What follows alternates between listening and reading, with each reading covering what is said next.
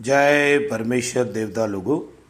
हे संसार के हिंदू, मुसलमान, अंग्रेज और सातों आठों विलायतों के लोग, इस किताब को अपने जीव के मुआफिक रखना और किताब को पढ़कर वाकिफ होना और नई पुरानी होने पर नई किताब छपा कर इसका नमूना पास रखना और बहुत सी किताबें छपा के जारी करा देना ताकि संसार भूले नहीं। जय परमेश्वर। संसार के बच्चे बसने के लिए साध अनुपदास लिखी किताब जगत हितकारिणी 274 पेज पढ़े। सावनी यारनपुरा शिवगंज मारवाड़ 307027। संपर्क के लिए दोस्तों 02976273024 और मोबाइल नंबर है दोस्तों 8905653801। जय परमेश्वर। आज दोस्तों पेज नंबर 139 से आगे बढ़ रहा हूँ। बड़े गौर से ख्याल करना मेरे भाइयों, मेरे संसार के लोगों कि अनूपदास जी महाराज क्या लिखते हैं और क्या कहते हैं। जय परमेश्वर। आज पेज नंबर 139 से चालू कर रहा हूँ। क्योंकि जिन शख्सों ने राक्षसी पाप की सोरी को पकड़ के जाहिर किया है और भोजे मरी है, जिनों का हाल किताबों में लिखा हुआ है कि लंका पर 18 पदम फौज रामचंद्र जी के जमाने में रावण का जाल छुड़ाने के वास्ते सड़ी थी। जब रावण का जाल छुड़ाया था, उसी तरह से इन बंदियों की राक्षसी पाप का बंदोबस्त कराया जावे और बाद बंदोबस्त होने के इन बंदियों का जाल दबे किया जावे।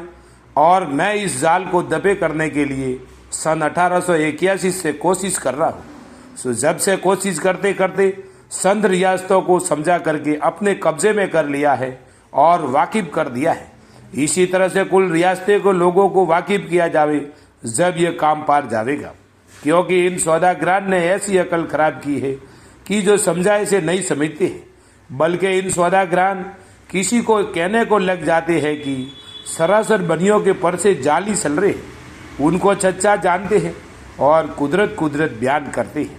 इससे मैं अफसोस के साथ आप लोगों की कम अकली को और बनियों की राक्षसी पाप को पहले से लिख करके जाहिर करता हूँ, ताकि लोगों को इस अपनी कम अकली पर ख्याल होवे, बल्कि अपनी अकलों को असली हालात में लाके और इन सौदागरान के जालों से मुझे और मेरे हेड कलर से समझ के और अकील लाकर सब संसार के राजा बादशाह व रियत दिल से अपनी अपनी औलाद को प्यारा समझ के इन बनियों के जालों को दबे करने के लिए बंदोबस्त करो।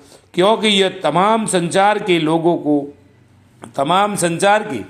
लोगों की हिम्मत से इंजाम को पहुंचावेगा कि जिस तरह से रावण के वक्त में शनिश्चर के कहने से कुल संसार के लोगों ने कमर हिम्मत की बांधी और फौजें वगैरह तैयार करके अपनी अपनी औलाद बचने के वास्ते रावण वगैरह के जाल को दबे किया, जिसका जिगर अब तक होता चला आ रहा है। फिर इसी तरह से इन सौदागरान के राक्षसी पाप को दबे करो। और यह किताब कोई मजहब के बारे में या ज्ञान के बारे में नहीं है, यह सिर्फ जान की औलाद को बुरे जाल से सुख प्राप्त होने के बारे में आप लोगों को हिदायत है कि साथ गौर के इस किताब के मजमून को समझ के और अपना फर्ज जान के बंदोबस्त करो, तो इन सौदागरान का राक्षसी पाप दबे हो जावे तो बेहतर है। क्योंकि इन सौदागरान का इस तरह दिल है कि जिस तरह से हमने हिंदुस्तान का धन काबू में कर लिया है, उसी तरह से सातों आठों बादशाहों का धन हमारे काबू में हो जावे तो जिस तरह से कि तमाम जान के राजा बादशाह राज कर रहे और उनका हुक्म चल रहा है, इसी तौर से हम अपना राज करें और अपना हुक्म चलावे। जय परमेश्वर। Page number 140। और जो कि हिंदुस्तान में दूसरी विलायत के कदमी धन था, वो इन बनियों ने जादू के जोर से जमीन को फाड़ के खींच लिया है कि जिस तरह से मंदिरों को जमीन फाड़ के उड़ाया था और मंदिरों की पुतलियों को कहीं से कहीं उड़ा के बाहर निकालते थे, जिसको दुनिया पर्चा कहती है, परंतु जादू से निकालने की खबर तो किसी राजा बादशाह को या गरीब गुरबा को नहीं पड़ी है कि जो खाने सांधी सोने की थी, जिसका हाल राजा बादशाह वगैरह सब जानते हैं। परंतु इन सौदागरान ने अपने राक्षसी पाप के जादू से जमीन माता को तरह तरह का रोग लगा दिए कि जो कि असली धन था उसको छाने राक्षसी पाप से खींच लिया है।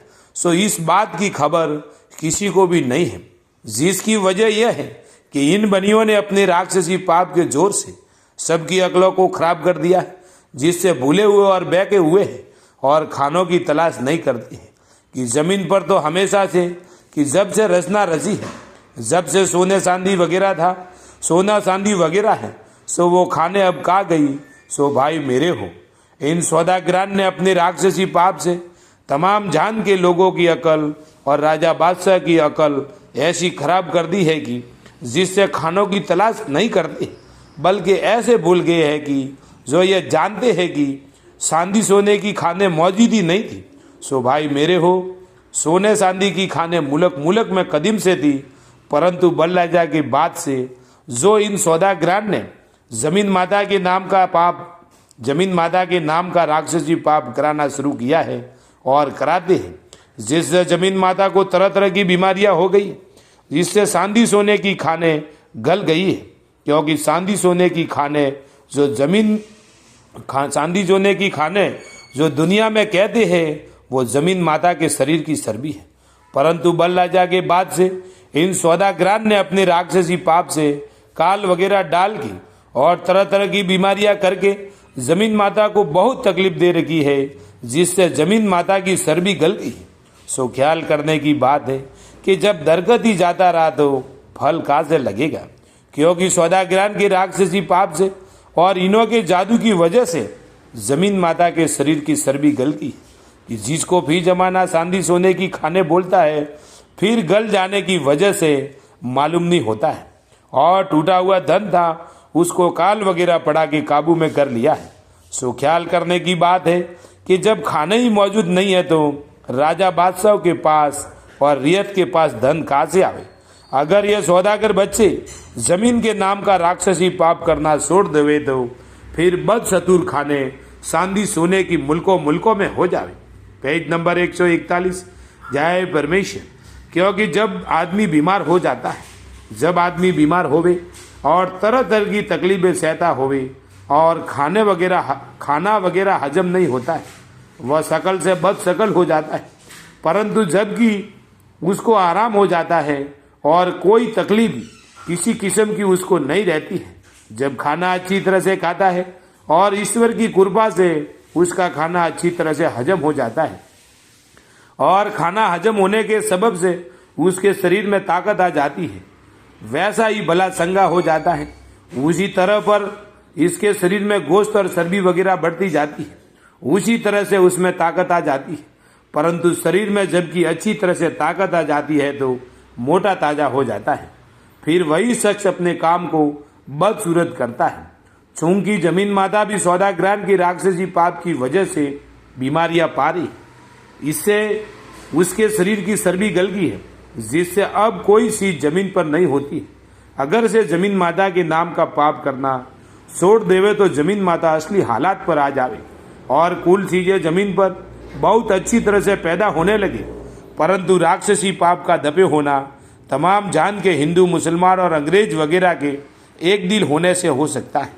इस सब साबों को इन सौदागरान के जालों से वाकिफ किया जाता है कि जल्दी वाकिफ होकर इनों के पाप को छुड़ावे जब छूटेगा, क्योंकि इन सौदागरान ने पहले भी राक्षसी पाप चलाकर तमाम जान के लोगों की अकल खराब कर दी थी। परंतु जबकि बादशाह को इनके जालों की खबर पड़ी तो उन्होंने उन सौदागरान के राक्षसी पाप छुड़ाने की कोशिश करके छुड़ाया, परंतु इन सौदागरान ने किसी कदर पाप को छोड़ दिया और किसी कदर नहीं छोड़ा।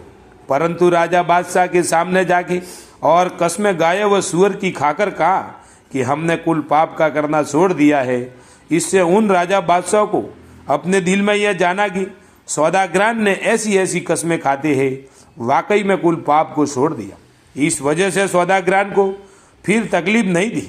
अगर से उन्हों को यह मालूम होता कि यह सौदागर बच्चे झूठी कस्में खाते हैं और कुल पाप नहीं छोड़ा है, तो उसी वक्त इन सौदागर बच्चों को कुल को ही गारद कर देते कि जिस तरह से रावण के कुल को गारद किया था। परंतु सौदागरान के आधा पाप छोड़ने की खबर राजा बादशाह को इसने नहीं पड़ने दी थी कि इन सौदागरान ने अपनी राक्षसी पाप के जादू से अकलों को कैद कर दिया था, जिसे राजा बादशाह ऐसा ही जानते थे कि कुल पाप करना छोड़ दिया है। जय परमेश्वर देवता लोगों। कल पेज नंबर 142 से आगे चालू होगा। शायद अनूपदास महाराज लिखी किताब जगत हितकारणी।